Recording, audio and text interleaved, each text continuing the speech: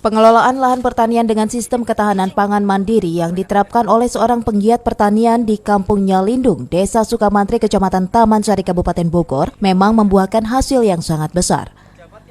Menanam berbagai tanaman dari hasil pembibitan sendiri dan membuat formula pupuk dari sumber alam yang ada ternyata menjadi salah satu pemicu keberhasilan pertanian yang dikelolanya.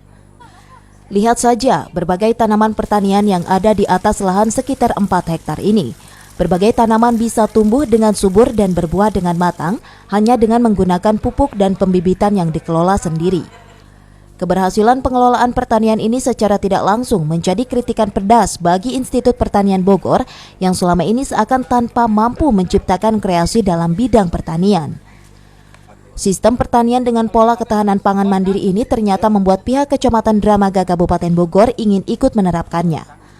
Lahan seluas 2 hektar pun telah disiapkan oleh pihak Kecamatan Dramaga di daerah Desa Sukadamai untuk melaksanakan program pertanian ini.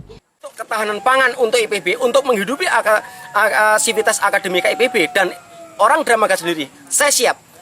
Saya hanya minta mappingkan wilayah, jangan pernah ada 1 meter pun tanah yang tidak terpakai. Kalau soal bicara pupuk, jangan sebuah masalah lagi. Selama di sana masih ada orang yang punya ayam, masih ada orang yang punya sapi, masih ada orang yang punya kambing, itu pupuk, nggak usah berpikir pupuk yang lain. Kembalikan pupukmu sendiri kepada dasar tanahmu. Jangan pernah memikirkan pupuk langka dan sebagainya. Yang bikin langka bukan pupuknya, manusia yang langka itu yang bikin masalah. Kenapa kita tidak bangga dengan pertanian? Dramaga harus mampu, harus bangga dengan pertanian. Saya pengembangannya dengan plasma, inti plasma.